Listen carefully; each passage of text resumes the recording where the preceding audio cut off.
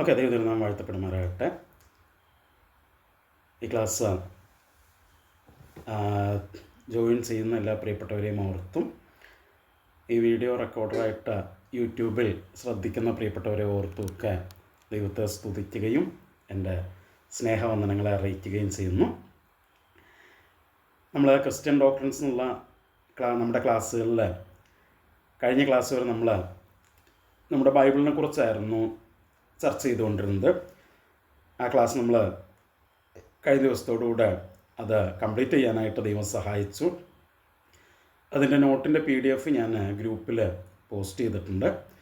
അതെല്ലാവരും കണ്ടിട്ടുണ്ടാകും എന്ന് ഞാൻ വിശ്വസിക്കുന്നു.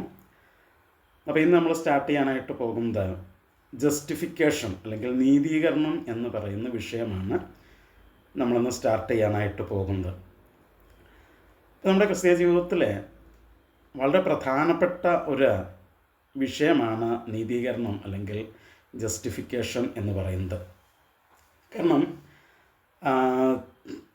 സത്യത്തിൽ നമ്മുടെ ക്രിസ്തീയ ജീവിതത്തിൻ്റെ ആരംഭം അല്ലെങ്കിൽ അതിൻ്റെ ബിഗിനിങ് എന്ന് പറയുന്നത് തന്നെ ഈ നീതീകരണം എന്നുള്ള ഈ അനുഭവത്തോടു കൂടെയാണ്. എന്നാൽ പലപ്പോഴും നിർഭാഗ്യവശാൽ ഞാൻ ഒത്തിരി വിശ്വാസികളെ പരിചയപ്പെട്ടിട്ടുണ്ട്. അവരിൽ പലരുമായിട്ടും സംസാരിക്കുമ്പോൾ അവർ ഈ നീതീകരണത്തെക്കുറിച്ച് അല്ലെങ്കിൽ ജസ്റ്റിഫിക്കേഷനെക്കുറിച്ച് അവർക്ക് അറിയില്ല. മാത്രമല്ല എന്താണത്, എങ്ങനെയാണത് നമ്മുടെ ജീവിതത്തിൽ നമുക്ക് അനുഭവിക്കാനായിട്ട് കഴിയുന്നത് എന്നുള്ള കാര്യങ്ങളെക്കുറിച്ചൊന്നും വ്യക്തതയില്ലാതെ, സത്യം പറഞ്ഞാൽ ദൈവവചനം പഠിപ്പിക്കുന്ന ആ നീതീകരണത്തിൽ നിന്ന് എത്രയോ ദൂരത്തായിരിക്കുന്ന ആ രീതിയിലാണ് ഇന്നത്തെ ബഹുഭൂരിപക്ഷം വിശ്വാസികളും എന്ന് എനിക്ക് പലപ്പോഴും തോന്നിയിട്ടുണ്ട്. അപ്പോൾ അതുകൊണ്ട് തന്നെ ഈ ക്ലാസ്സുകൾ വളരെ പ്രധാനപ്പെട്ടതാണ്. നമ്മുടെ ജീവിതത്തിൽ ഇത് മിസ് ചെയ്യാതിരിക്കുന്നതാണ് നല്ലത്. വളരെ പ്രധാനപ്പെട്ട ഈ വിഷയമാണ്. നമ്മളല്പം വിശദമായിട്ട് തന്നെ ആയിരിക്കും ഈ വിഷയം നമ്മൾ ചർച്ച ചെയ്യുന്നത്. കാരണം അത്രയും പ്രധാനപ്പെട്ട ഒരു വിഷയവും അത്രയും തെറ്റിദ്ധാരണകൾ നിലനിൽക്കുന്ന ഒരു വിഷയമായതുകൊണ്ട് തന്നെയാണ് നമ്മൾ ആ രീതിയിൽ ഇത് കൈകാര്യം ചെയ്യാനായിട്ട് ഉദ്ദേശിക്കുന്നത്. അപ്പം ഇന്ന് നമ്മൾ ജസ്റ്റിഫിക്കേഷൻ അല്ലെങ്കിൽ നീതീകരണം എന്നുള്ള വിഷയം സ്റ്റാർട്ട് ചെയ്യുമ്പോൾ നമ്മൾ ആദ്യം ചിന്തിക്കാനായിട്ട് ആഗ്രഹിക്കുന്ന കാര്യം, എന്താണ് ഈ നീതീകരണത്തിൻ്റെ അല്ലെങ്കിൽ ജസ്റ്റിഫിക്കേഷൻ്റെ ആവശ്യം എന്ന് നമ്മൾ അറിഞ്ഞിരിക്കണം. അപ്പോൾ അതിലേക്ക് കടക്കുന്നതിന് മുമ്പ് ഞാൻ ജസ്റ്റ് ഒരു വാക്ക് പറഞ്ഞിട്ട് മുൻപോട്ടേക്ക് പോകാം. ജസ്റ്റിഫിക്കേഷൻ അല്ലെങ്കിൽ നീതീകരണം എന്ന് പറയുന്നത് ദൈവം നമ്മുടെ ജീവിതത്തിൽ ചെയ്യുന്ന ഒരു കാര്യമാണ്. അപ്പോൾ അത് ദൈവമാണ് ചെയ്യുന്നത്, ദൈവം നമ്മുടെ ജീവിതത്തിൽ ചെയ്യുന്ന ഒരു കാര്യമാണത്. അപ്പം എന്താണ് ദൈവം അത് നമ്മുടെ ജീവിതത്തിൽ ചെയ്യുന്നതിൻ്റെ പ്രാധാന്യം അല്ലെങ്കിൽ എന്താണ് അതിൻ്റെ ആവശ്യം എന്നാണ് നമ്മൾ ആദ്യം ചിന്തിക്കാനായിട്ട് പോകുന്നത്. നമ്മൾ നമുക്കറിയാം, നമ്മുടെ ബൈബിള് ഉൽപ്പത്തി മുതൽ വെളിപ്പാട് വരെയുള്ള ബൈബിള് നമ്മൾ പഠിക്കുമ്പോൾ അവിടെ നമുക്ക് മനസ്സിലാക്കാനായിട്ട് കഴിയുന്ന ഒരു പ്രധാനപ്പെട്ട കാര്യം എന്ന് പറയുന്നത്, മനുഷ്യൻ്റെ ഏറ്റവും വലിയ പ്രശ്നം എന്ന് പറയുന്നത് പാപമാണ്. അപ്പം പലപ്പോഴും നമ്മൾ ചിന്തിക്കും മനുഷ്യൻ്റെ ഏറ്റവും വലിയ പ്രശ്നം എന്ന് പറയുന്നത് ദാരിദ്ര്യമാണ്, അല്ലെങ്കിൽ വിദ്യാഭ്യാസമില്ലാത്ത അവസ്ഥയാണ്, അല്ലെങ്കിൽ ഭക്ഷണമില്ലാത്ത അവസ്ഥയാണ്. ഇതെല്ലാം പ്രശ്നങ്ങളാണ്. അല്ല എന്നുള്ള രീതിയിലല്ല നമ്മൾ പറയുന്നത്, അല്ലെങ്കിൽ അതിന് നമ്മൾ നിഷേധിക്കുന്നില്ല, അതിനോട് നമ്മൾ കണ്ണടയ്ക്കുന്നില്ല. എന്നാൽ അതൊക്കെ ഉള്ളപ്പോൾ തന്നെ അതിനേക്കാളൊക്കെ ഏറ്റവും പ്രധാനപ്പെട്ട പ്രശ്നം ഇന്ന് മനുഷ്യൻ അഭിമുഖീകരിക്കുന്നത്, ഇന്നെന്നല്ല, മനുഷ്യ ചരിത്രം എടുത്ത് പഠിച്ചു കഴിഞ്ഞാൽ, മനുഷ്യൻ്റെ ആരംഭം മുതൽ ഇന്ന് വരെ നമ്മൾ പഠിച്ചു കഴിഞ്ഞാൽ ഈ സകല കാലഘട്ടത്തിലും മനുഷ്യൻ അനുഭവിക്കുന്ന ഏറ്റവും വലിയ പ്രശ്നം എന്ന് പറയുന്നത് അവൻ്റെ പാപമാണ്. അപ്പം ബൈബിള് ഈ പാപത്തെക്കുറിച്ച് പറയുന്ന ചില കാര്യങ്ങളുണ്ട്. അപ്പം നമ്മൾ റോമാലേഖനം 3-ാം അധ്യായത്തിൻ്റെ 23-ാം വാക്യം, ആ വാക്യത്തിൽ നമ്മൾ വായിക്കുന്നത് എങ്ങനെയാണ്? ഒരു വ്യത്യാസവുമില്ല, എല്ലാവരും പാപം ചെയ്ത് ദൈവ തേജസ് ഇല്ലാത്തവരായിത്തീർന്നു. അപ്പം ആ വാക്യം നമ്മളോട് പറയുന്നത് എന്താണ്? ഒരു വ്യത്യാസവുമില്ല, എല്ലാവരും പാപം ചെയ്തിരിക്കുന്നു എന്നാണ് ആ വാക്യം നമ്മളോട് പറയുന്നത്. അപ്പോൾ ഒരു വ്യത്യാസവുമില്ല എന്ന് പറയുമ്പോൾ അതിൻ്റെ അർത്ഥം എന്താണ്? അതായത് മനുഷ്യർ ഏത് രാജ്യക്കാരാണെങ്കിലും ഏത് വിഭാഗക്കാരാണെങ്കിലും ഏത് മതത്തിൽ വിശ്വസിക്കുന്നവരാണെങ്കിലും ഏത് രീതിയിൽ ജീവിക്കുന്നവരാണെങ്കിലും അവന് വിദ്യാഭ്യാസമുണ്ടെങ്കിലും ഇല്ലെങ്കിലും പണമുണ്ടെങ്കിലും ഇല്ലെങ്കിലും സൗകര്യങ്ങളുണ്ടെങ്കിലും ഇല്ലെങ്കിലും അവന് അധികാരമുണ്ടെങ്കിലും ഇല്ലെങ്കിലും സ്ഥാനമാനങ്ങളുണ്ടെങ്കിലും ഇല്ലെങ്കിലും അതിനകത്തൊക്കെ മനുഷ്യർ തമ്മിൽ വ്യത്യാസമുണ്ട്. പണമുള്ളവനുണ്ട്, ഇല്ലാത്തവനുണ്ട്, വിദ്യാഭ്യാസം ഉള്ളവനുണ്ട്, ഇല്ലാത്തവനുണ്ട്.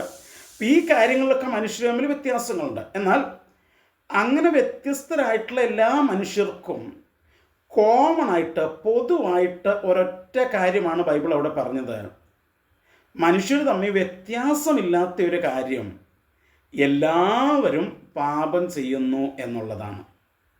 അതായത് ഏറ്റവും കടുത്ത മതവിശ്വാസി മുതൽ നിരീശ്വരവാദി വരെ, അല്ലെങ്കിൽ ദൈവത്തെക്കുറിച്ച് യാതൊരു അറിവുമില്ലാത്ത വ്യക്തികളുണ്ടെങ്കിൽ അവർ വരെ ഒരു വ്യത്യാസവുമില്ലാതെ എല്ലാവരും പാപം ചെയ്യുന്നു എന്ന് ബൈബിൾ നമ്മളോട് പറയുന്നു. ഇതൊരു യാഥാർത്ഥ്യമാണ്. അപ്പം ഈ പാപം എല്ലാവരിലും ഉണ്ട് എന്ന് നമ്മൾ പറയുമ്പോൾ അതാണ് ഏറ്റവും വലിയ പ്രശ്നമെന്ന് പറയുന്നത്. അപ്പം എന്താണ് പാപം എന്ന് ചോദിച്ചാൽ നമ്മൾ പറയുന്നത് it is the violation of the law of God. ദൈവത്തിൻ്റെ നിയമങ്ങളെ ലംഘിക്കുന്നതാണ് എന്ത്? പാപം എന്ന് പറയുന്നത്. അപ്പോൾ ദൈവം നമുക്ക് നാം എങ്ങനെയാണ് ജീവിക്കേണ്ടത് എന്നുള്ളത് ദൈവം നമുക്ക് വെളിപ്പെടുത്തി തന്നിട്ടുണ്ട്. നമ്മുടെ ജീവിതത്തിന് ഒരു ഗൈഡ് ലൈൻ, ഒരു മാർഗനിർദ്ദേശം ദൈവം നമുക്ക് തന്നിട്ടുണ്ട്.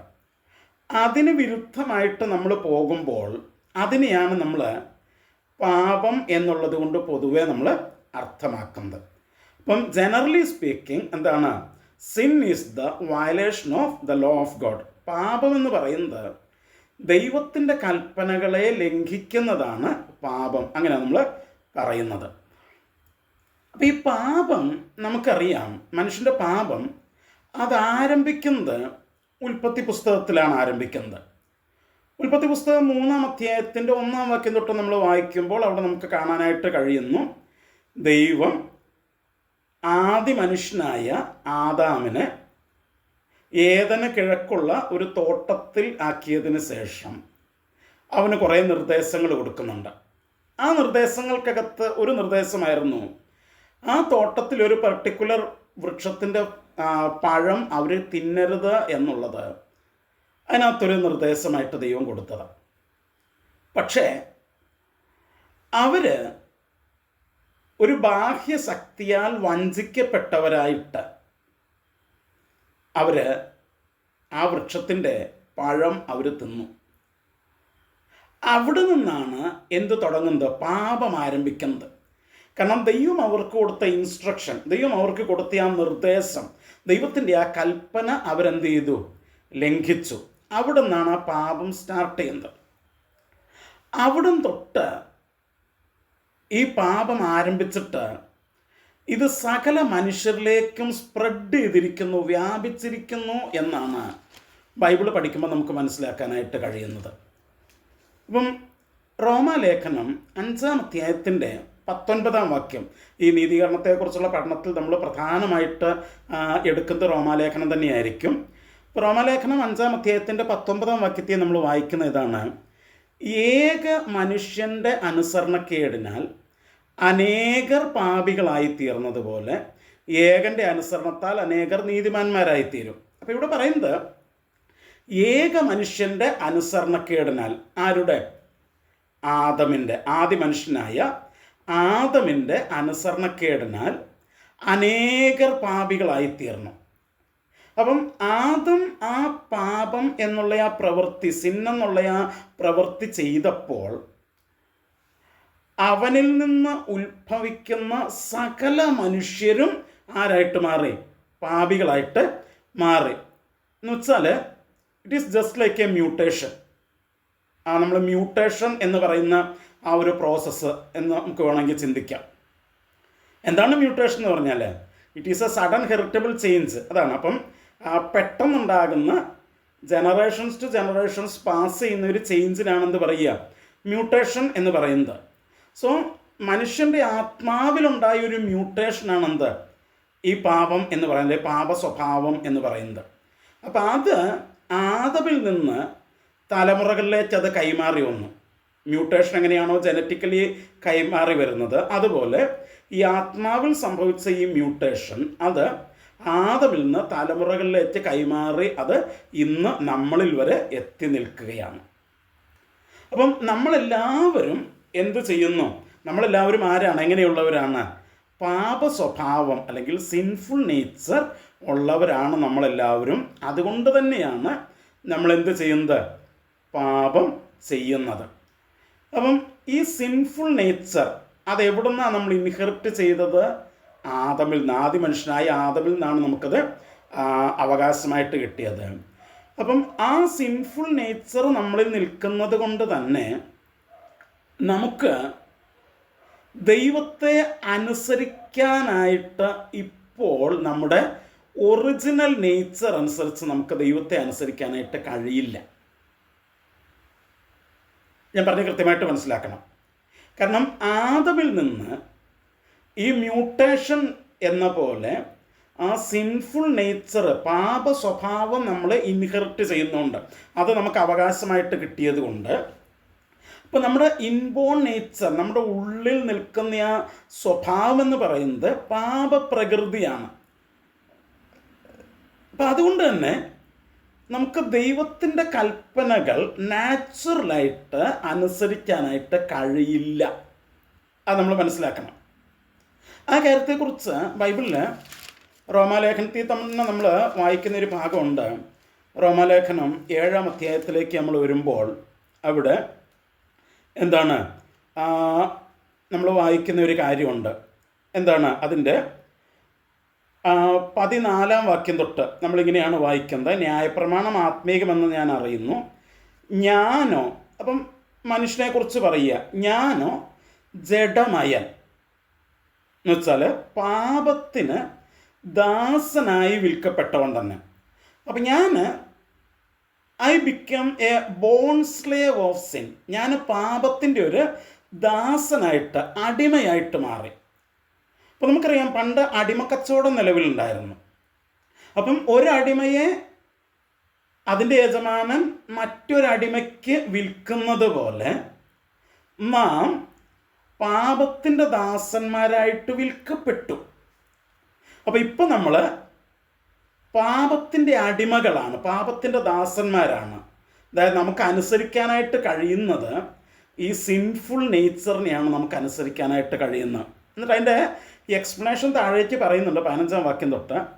ഞാൻ പ്രവർത്തിക്കുന്നത് ഞാൻ അറിയുന്നില്ല, ഞാൻ ഇച്ഛിക്കുന്നതിനെയല്ല പകയ്ക്കുന്നതിനെ അത്ര ചെയ്യുന്നത്. അപ്പം എന്താണ്? ഞാൻ ആഗ്രഹിക്കുന്ന കാര്യമല്ല ചെയ്യുന്നത്, അല്ലേ? എന്നിട്ട് താഴ്ത്തി പറയുക, ഞാൻ ഇച്ഛിക്കാത്തതിനെ ചെയ്യുന്നുവെങ്കിലോ ന്യായപ്രമാണം നല്ലത് എന്ന് ഞാൻ സമ്മതിക്കുന്നു, ആകയാൽ അതിനെ പ്രവർത്തിക്കുന്നതോ ഞാനല്ല, എന്നിൽ വസിക്കുന്ന പാപമത്രേ. എന്നിട്ട് പറയുകയാണ്, എന്നിൽ എന്ന് വെച്ചാൽ എൻ്റെ ജഡത്തിൽ നന്മ വസിക്കുന്നില്ല എന്ന് ഞാൻ അറിയുന്നു. അപ്പം എന്നിൽ ഒരു നന്മയും വസിക്കുന്നില്ല. പിന്നെന്താ വസിക്കുന്നത്? ദാറ്റ് സിൻഫുൾ നേച്ചർ, ആ പാപ സ്വഭാവമാണ് എന്നിൽ വസിക്കുന്നത്. എന്നിട്ട് പറയുക, നന്മ ചെയ്യാനുള്ള താല്പര്യം എനിക്കുണ്ട്, പക്ഷെ പ്രവർത്തിക്കുന്നതോ ഇല്ല. ഇതാണ് നമ്മുടെ പ്രശ്നം. നമുക്കാർക്കും പാപം ചെയ്യാനായിട്ട് ആഗ്രഹം ഉണ്ടായിട്ടല്ല നമ്മൾ പാപം ചെയ്യുന്നത്. നമുക്കൊക്കെ നന്മ ചെയ്യാനാണ് ആഗ്രഹം. അതാ 15-ാം വാക്യത്തിലും പറഞ്ഞത്, ഇച്ഛിക്കുന്നതിനെയല്ല പകയ്ക്കുന്നതിനെയാണ് ഞാൻ ചെയ്യുന്നത്. നമ്മളൊക്കെ ഒന്ന് ഓർത്ത് നോക്കിക്കേ, നമ്മളൊക്കെ എത്ര പ്രാവശ്യം നന്നാകാനായിട്ട് തീരുമാനിച്ചിട്ടുണ്ട്. എനിക്കറിയാം, ഈ എൻ്റെ അടുത്ത് തന്നെ വന്നിട്ട് പല മദ്യപാനികളായിട്ടുള്ള ആളുകളും സത്യം ചെയ്യുകയൊക്കെ ചെയ്തിട്ടുണ്ട്, ഞാനിനി മേലാൽ കുടിക്കില്ല എന്നൊക്കെ. എന്നിട്ടോ പിന്നെ അവർ കുടിക്കും. കാരണം അതുപോലെ നമ്മൾ എത്ര പ്രാവശ്യം എന്തെല്ലാം തീരുമാനങ്ങൾ എടുത്തിട്ടുണ്ട്, പക്ഷെ അവിടെ എല്ലാം നമ്മൾ പരാജയപ്പെട്ടിട്ടുള്ളൂ. കാരണം എന്താണെന്നറിയാമോ? അത് നമ്മുടെ സിൻഫുൾ നേച്ചറാണത്. നമുക്ക് നന്മ ചെയ്യാനായിട്ട് ആഗ്രഹമുണ്ട്, ഇല്ലാഞ്ഞിട്ടല്ല, പക്ഷെ ചെയ്തു വരുമ്പോൾ അതെന്തായിട്ട് മാറുകയാണ്? തിന്മയായിട്ട് മാറുകയാണ്. അതാണ് 19-ാം വാക്യത്തിൽ നമ്മൾ വായിച്ചത്. ഞാൻ ചെയ്യുവാൻ ഇച്ഛിക്കുന്ന നന്മ ചെയ്യുന്നില്ലോ, ഇച്ഛിക്കാത്ത തിന്മ എത്ര പ്രവർത്തിക്കുന്നത്. എന്നിട്ട് 20-ാം വാക്യത്തിൽ പറയുക, ഞാൻ ഇച്ഛിക്കാത്തതിനെ ചെയ്യുന്നുവെങ്കിലോ അതിനെ പ്രവർത്തിക്കുന്നത് ഞാനല്ല, എന്നിൽ വസിക്കുന്ന പാപമത്രേ. ആ സിൻഫുൾ നേച്ചറാണ് എന്നിലൂടെ ഈ പാപം എന്ത് ചെയ്യുന്നത്, ചെയ്യിക്കുന്നത് എന്നാണ് അവിടെ പറയുന്നത്. അപ്പം നമ്മൾ പറഞ്ഞത് ഈ സിൻഫുൾ നേച്ചർ, പാപപ്രകൃതി കാരണം man cannot obey God even if he wanted to obey him. മനുഷ്യന് ദൈവത്തെ അനുസരിക്കാൻ ആഗ്രഹം ഉണ്ടെങ്കിൽ പോലും അവർക്കതിന് കഴിയില്ല എന്നുള്ളതാണ്. എന്നിട്ട് ഈ പാപത്തിൻ്റെ ഈ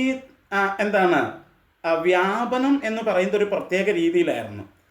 എങ്ങനെയാണെന്ന് വെച്ച് കഴിഞ്ഞാൽ, നമ്മൾ ഈ റോമാലേഖനം അല്ലെങ്കിൽ അതിലേക്ക് പോകുന്നതിന് മുമ്പ് ഞാനത് പറയാം. അതായത് ആദം മുതൽ മോശ വരെ ഉള്ളൊരു കാലഘട്ടമുണ്ട്. അപ്പം ഈ കാലഘട്ടത്തിൽ, ആദം മുതൽ മോശ വരെയുള്ള കാലഘട്ടത്തിൽ ദൈവം മനുഷ്യന് വ്യവസ്ഥാപിതമായിട്ടുള്ള ഒരു നിയമാവലി കൊടുത്തിട്ടില്ലായിരുന്നു. അപ്പോൾ പിന്നെ എങ്ങനെ ഇത് നടന്നതെന്ന് വെച്ച് കഴിഞ്ഞാൽ, ഓരോരുത്തരുടെയും മനസാക്ഷിയിൽ ദൈവം വച്ചിട്ടുള്ള അവൻ്റെ മനസാക്ഷിയുടെ ഒരു പ്രമാണം ഉണ്ടായിരുന്നു. ആ പ്രമാണമായിരുന്നു മനുഷ്യൻ്റെ ഉള്ളിൽ. അല്ലാതെ ഒരു ക്രോഡീകരിച്ച, ഒരു സിസ്റ്റമാറ്റിക് ആയിട്ടുള്ള ഒരു നിയമാവലി മനുഷ്യ ദൈവം കൊടുത്തിട്ടില്ലായിരുന്നു. എപ്പം? ആദം മുതൽ മോശ വരെയുള്ള സമയത്ത്. അപ്പം അവിടെ ദൈവം നോക്കുന്നത് അവരുടെ മനസാക്ഷിയിൽ വച്ചിരിക്കുന്ന ആ പ്രമാണം അവരനുസരിക്കുന്നുണ്ടോ ഇല്ലയോ എന്നായിരുന്നു ദൈവം എന്ത് ചെയ്തിരുന്നത്, നോക്കിയിരുന്നത്. ഇപ്പം നമ്മൾ റോമാലേഖനം തന്നെ അതിൻ്റെ 2-ാം അധ്യായത്തിൻ്റെ 14-15 വാക്യങ്ങൾ വായിക്കുമ്പോൾ അവിടെ നമ്മളിങ്ങനെ കാണുന്നുണ്ട്, ന്യായപ്രമാണമില്ലാത്ത ജാതികൾ ന്യായപ്രമാണത്തിലുള്ളത് സ്വഭാവത്താൽ ചെയ്യുമ്പോൾ ന്യായപ്രമാണമില്ലാത്ത അവർ തങ്ങൾക്ക് തന്നെ ഒരു ന്യായപ്രമാണമാകുന്നു. അപ്പം ലോ കിട്ടിയിട്ടില്ലാത്തവർ അവർ തന്നെ അവരുടെ ഉള്ളിലുള്ള ആ ലോ അവർ ചെയ്യുമ്പോൾ, ദൈവത്തിൻ്റെ നിയമം അവരനുസരിക്കുമ്പോൾ അത് അവർക്കൊരു പ്രമാണമായിട്ട് മാറിയിട്ട് 15-ാം വാക്യത്തിൽ പറയുക, അവരുടെ മനസാക്ഷി കൂടെ സാക്ഷ്യം പറഞ്ഞും അവരുടെ വിചാരങ്ങൾ തമ്മിൽ കുറ്റം ചുമത്തുകയും പ്രതിവാദിക്കുകയോ ചെയ്തുകൊണ്ട് അവർ ന്യായപ്രമാണത്തിൻ്റെ പ്രവൃത്തികൾ തങ്ങളുടെ ഹൃദയത്തിൽ എഴുതിയിരിക്കുന്നതായി കാണിക്കുന്നു. ഇതായി പറഞ്ഞു, അവരുടെ മനസാക്ഷിയിൽ ദൈവം കൊടുത്തിട്ടുള്ള ഒരു പ്രമാണമുണ്ട്. ആ പ്രമാണം അവരനുസരിക്കുക എന്നുള്ളതായിരുന്നു അവിടുത്തെ ആ കാര്യം. ഇനി റോമാലേഖനം തന്നെ 5-ാം അധ്യായത്തിൻ്റെ 13-14 വാക്യങ്ങൾ വായിക്കുമ്പോൾ നമ്മൾ വായിക്കുന്നത് എങ്ങനെയാണ്, പാപമോ ന്യായപ്രമാണം വരെ ലോകത്തിൽ ഉണ്ടായിരുന്നു. അപ്പം ഇപ്പം ആദം മുതൽ മോശ വരെ ആ കാലഘട്ടത്തിൽ പാപം ഉണ്ടായിരുന്നു. പക്ഷെ ന്യായപ്രമാണമില്ലാത്തത് കൊണ്ട് പാപത്തെ കണക്കിട്ടില്ല. എന്ന് വെച്ചാൽ ഞാൻ നേരത്തെ പറഞ്ഞു, ഒരു സിസ്റ്റമാറ്റിക് ലോ ഇല്ലാത്തത് കൊണ്ട് ജനറലൈസ് ചെയ്ത ഒരു സിൻ എന്നുള്ളൊരു കൺസെപ്റ്റ് അവിടെ ഇല്ലായിരുന്നു. പക്ഷേ പേഴ്സണലി, വ്യക്തിപരമായിട്ട് അവിടെ മനസാക്ഷിക്കകത്ത് ദൈവം കൊടുത്തൊരു പ്രമാണം ഉണ്ടായിരുന്നു.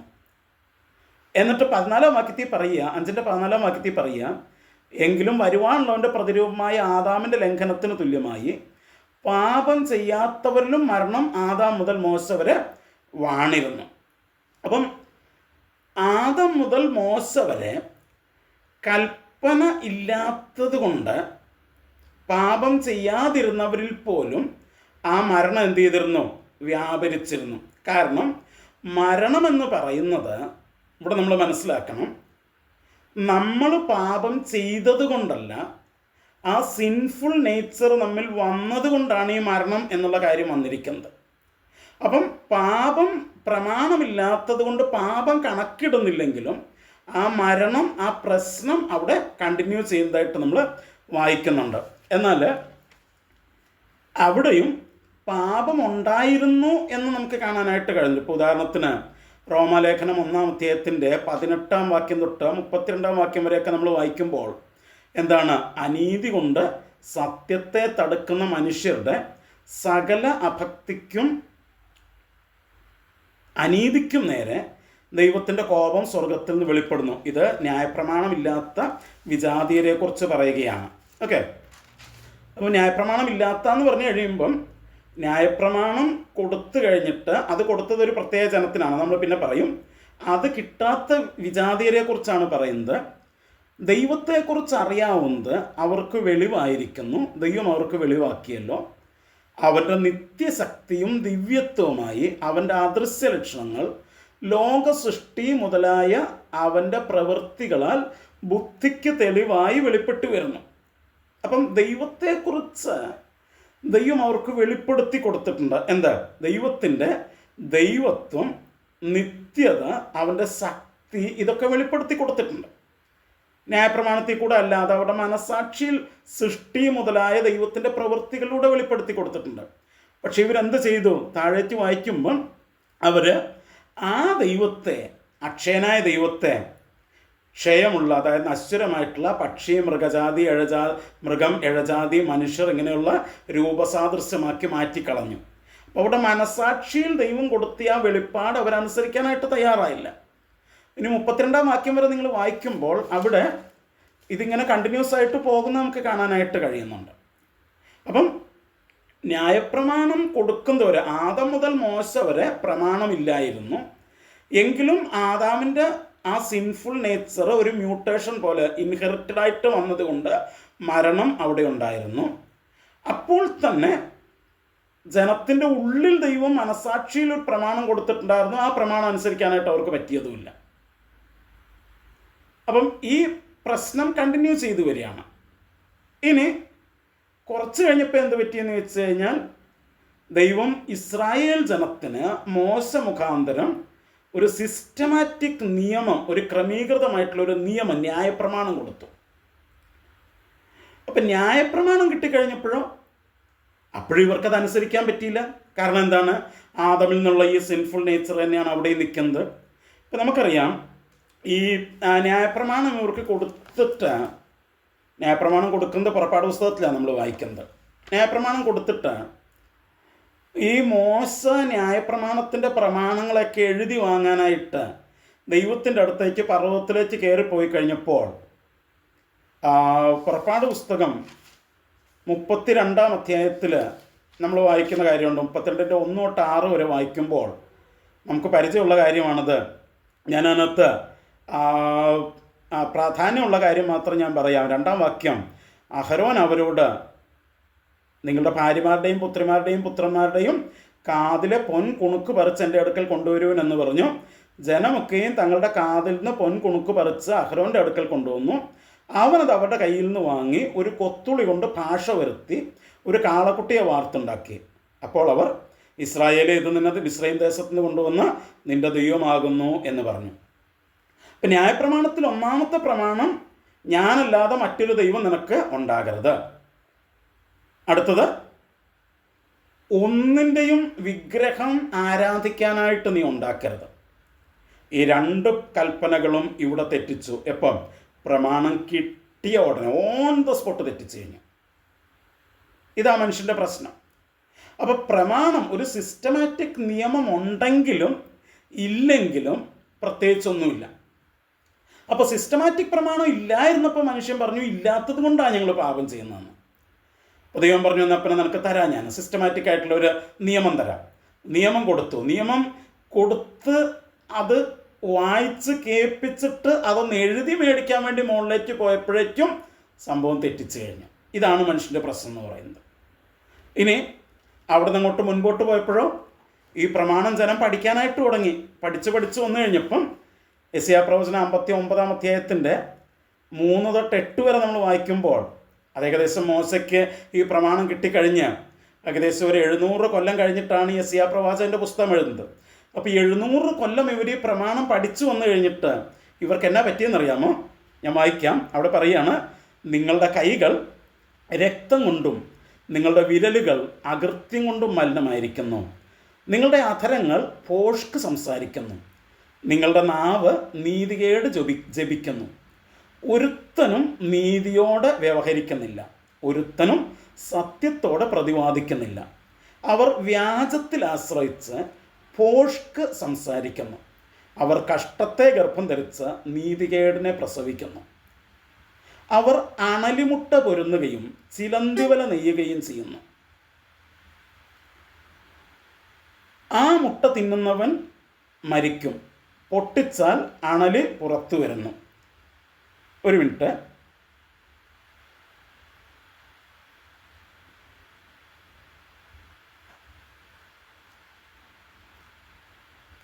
പൊട്ടിച്ചാൽ അണല് പുറത്തു വരുന്നു. അവർ നെയ്തത് വസ്ത്രത്തിന് കൊള്ളുകയില്ല. അവരുടെ പണി അവർക്ക് പുതപ്പാകുകയുമില്ല. അവരുടെ പ്രവൃത്തികൾ നീതികെട്ട പ്രവൃത്തികൾ, സാഹസകർമ്മങ്ങൾ അവരുടെ കൈക്കലുണ്ട്. അവരുടെ കാൽ ദോഷത്തിനായി ഓടുന്നു. കുറ്റമില്ലാത്ത രക്തം ചിന്തിക്കുവാൻ അവർ ബന്ധപ്പെടുന്നു. അവരുടെ നിരൂപണങ്ങൾ അന്യായ നിരൂപണങ്ങളാകുന്നു. ശൂന്യവും നാശവും അവരുടെ പാതകളിലുണ്ട്. സമാധാനത്തിൻ്റെ വഴി അവർ അറിയുന്നില്ല. അവരുടെ നടപ്പിൽ ന്യായവുമില്ല. അവർ തങ്ങൾക്കായി വളഞ്ഞ പാതകളെ ഉണ്ടാക്കിയിരിക്കുന്നു. അവയിൽ നടക്കുന്ന ഒരുത്തനും സമാധാനം അറിയുകയില്ല. അപ്പോൾ പ്രമാണമില്ലാതിരുന്നപ്പോൾ പ്രമാണമില്ലാത്തത് കൊണ്ട് ഇവർ പാപം ചെയ്തു. അപ്പോൾ ദൈവം പറഞ്ഞു, എന്നാൽ പ്രമാണം തരാം, ഒരു നിയമാവലി തരാം. നിയമാവലി കിട്ടിയ ഉടനെ പാപം ചെയ്തു. എന്നിട്ട് ഏകദേശം 700 വർഷം പഠിച്ചു കഴിഞ്ഞിട്ട് പിന്നെയും അവരുടെ അവസ്ഥ യാതൊരു മാറ്റവുമില്ല. പിന്നെയും അവർ പാപം ചെയ്യുക തന്നെയാണ്. റോമാലേഖനത്തിലേക്ക് മടങ്ങി വരുമ്പോൾ അതിൻ്റെ 5-ാം അധ്യായത്തിൻ്റെ 20-ാം വാക്യത്തിൽ നമ്മൾ വായിക്കുന്ന ഒരു കാര്യമുണ്ട്. അവിടെ എങ്ങനെയാണ് വായിക്കുന്നത്? എന്താണ്? എന്നാൽ ലംഘനം പെരുകേണ്ടതിന് ന്യായപ്രമാണവും ഇടയിൽ ചേർന്നു വന്നു. അപ്പം ന്യായപ്രമാണം ഇല്ലാതിരുന്നപ്പോൾ തന്നെ ഇവർ മനസാക്ഷിയുടെ നിയമങ്ങളെ ലംഘിച്ചുകൊണ്ടാണ് മുൻപോട്ട് പോയിക്കൊണ്ടിരിക്കുന്നത്. ഇവിടെ അത് കുറച്ചുകൂടെ സങ്കീർണമാക്കേണ്ട, ഈ പ്രശ്നം കുറച്ചുകൂടെ സങ്കീർണമാക്കേണ്ടതിന് ന്യായപ്രമാണവും അതിൻ്റെ ഇടയിൽ ഒരു ലോയും അവിടെ വന്നു. അപ്പം ലോ ഇല്ലാതിരുന്നപ്പോൾ, ക്രമീകൃതമായിട്ടുള്ളൊരു പ്രമാണമില്ലാതിരുന്നപ്പോൾ പാപം ചെയ്ത മനുഷ്യൻ ക്രമീകൃതമായിട്ടുള്ളൊരു പ്രമാണം കിട്ടിക്കഴിഞ്ഞപ്പോഴും അതേക്കുറിച്ചുള്ള കൃത്യമായ അറിവ് അവർക്ക്, ഉപദേശങ്ങൾ കിട്ടിക്കഴിഞ്ഞപ്പോഴും അവർക്ക് പാപം ചെയ്യാതിരിക്കാനായിട്ട് കഴിഞ്ഞില്ല. പാപം വർദ്ധിക്കുക ചെയ്തത്. സത്യത്തിൽ ഇതല്ലേ നമ്മുടെ പ്രശ്നം? ഇന്ന് നമുക്ക് നിയമങ്ങളില്ലാത്തതല്ല പ്രശ്നം, നിയമവിദ്യാഭ്യാസം ലഭിക്കാത്തതല്ല പ്രശ്നം, നിയമങ്ങളെക്കുറിച്ചുള്ള അവബോധം ലഭിക്കാത്തതല്ല പ്രശ്നം. നിയമങ്ങൾ ഉണ്ടാക്കുകയും നിയമങ്ങൾ പഠിക്കുകയും പഠിപ്പിക്കുകയും അതിനെക്കുറിച്ചുള്ള അവബോധം നമുക്ക് കിട്ടുകയും ചെയ്യുമ്പോൾ ഇന്നും നമ്മൾ ചെയ്യുന്നത് ആ നിയമത്തിലെ പഴുതുകൾ കണ്ടെത്തി തെറ്റ് ചെയ്യാനാണ് നമ്മൾ ശ്രമിച്ചുകൊണ്ടിരിക്കുന്നത്. നിയമങ്ങളില്ലാത്തത് കൊണ്ടല്ല, പിന്നെന്തുകൊണ്ടാണ്? അതാണ് സിൻഫുൾ നേച്ചർ എന്ന് പറയുന്നത്. അതാണ് ഞാൻ ഈ ക്ലാസ്സിൻ്റെ തുടക്കത്തിൽ പറഞ്ഞത്. ഒരു വ്യത്യാസവുമില്ല, എല്ലാവരും പാപം ചെയ്യുന്നു. ഇതാണ് ഇന്നത്തെ മനുഷ്യൻ്റെ ഏറ്റവും വലിയ പ്രശ്നമെന്ന് പറയുന്നത്. ഞാൻ ഈ പറഞ്ഞത് നിങ്ങൾക്ക് മനസ്സിലായി കാണും എന്ന് ഞാൻ വിശ്വസിക്കുന്നു. നോക്കൂ, നാം ഇന്ന് അഭിമുഖീകരിക്കുന്ന ഏറ്റവും വലിയ പ്രശ്നം ഈ പാപമാണ്. നമുക്ക് പണമുണ്ടെങ്കിലും, നമുക്ക് വിദ്യാഭ്യാസമുണ്ടെങ്കിലും, നമുക്ക് അടിസ്ഥാന സൗകര്യങ്ങളുണ്ടെങ്കിലും ഇതിനൊന്നും നമ്മുടെ പാപത്തെ മാറ്റാനായിട്ട് കഴിയില്ല. ഇതൊക്കെ ഉണ്ടെങ്കിൽ, പാപം മാറുമായിരുന്നെങ്കിൽ നമുക്ക് പട്ടാളക്കാരോ പോലീസുകാരോ പോലീസ് സ്റ്റേഷനുകളോ ലോക്കപ്പുകളോ കോടതികളോ ജയിലുകളോ ഒന്നും വേണ്ടായിരുന്നു.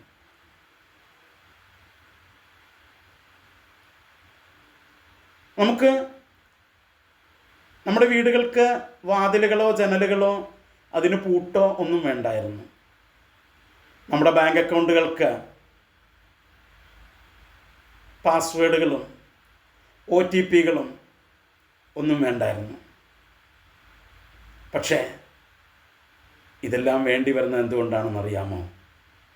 എല്ലാവരും പാപം ചെയ്ത് ഒരു വ്യത്യാസവുമില്ലാതെ എല്ലാവരും ഈ സിൻഫുൾ നേച്ചറിന്, ഈ പാപത്തിന് ദാസന്മാരായി വിൽക്കപ്പെട്ടിരിക്കുന്നത് കൊണ്ടാണ് ഇവിടെ ഇതൊക്കെ ആവശ്യം വരുന്നത്. ഞാൻ ഈ ക്ലാസ് ഇവിടെ അവസാനിപ്പിക്കുക. നമ്മളിവിടെ പറഞ്ഞതാണ് മനുഷ്യൻ്റെ ഏറ്റവും വലിയ പ്രശ്നം പാപമാണ്. ഇന്ന് രാത്രി നമുക്ക് അതൊന്ന് സമ്മതിച്ചു കൊടുക്കാം. ദൈവത്തിൻ്റെ മുമ്പിൽ നമുക്കൊന്ന് സമ്മതിച്ചു കൊടുക്കാം, കർത്താവേ, എൻ്റെ ഏറ്റവും വലിയ പ്രശ്നം പാപമാണ്. നമ്മളൊക്കെ പലപ്പോഴും ദൈവത്തോട് പ്രാർത്ഥിക്കുന്നത് പൈസ കിട്ടാനും, ദാരിദ്ര്യം മാറാനും, വീട് കിട്ടാനും, വിസ കിട്ടാനും, ജോലി കിട്ടാനും ഒക്കെയാണ്. നമ്മൾ വിചാരിക്കുന്നത് അതാണ് ഏറ്റവും വലിയ പ്രശ്നമെന്ന്. അല്ല മക്കളെ, ഒന്നുമല്ല. It's our sin, that sinful nature. ഇന്ന് രാത്രി നമുക്ക് ദൈവത്തോടൊന്ന് പറയാം, കർത്താവേ, എൻ്റെ ഏറ്റവും വലിയ പ്രശ്നം അതാണെന്ന് എനിക്കറിയാം, നീ എന്നെ സഹായിക്കണമേ. ദൈവത്തോട് നമുക്ക് പറയാം. അതിനായിട്ട് ദൈവം നമ്മെ സഹായിക്കട്ടെ. ഇതിൻ്റെ മുൻപോട്ടേക്കുള്ള ഭാഗങ്ങൾ കർത്താവിനെ വെച്ച് അടുത്ത ക്ലാസ്സുകളിൽ നമ്മൾ ചിന്തിക്കും. ദൈവം നമ്മെ ധാരാളമായിട്ട് അനുഗ്രഹിക്കട്ടെ.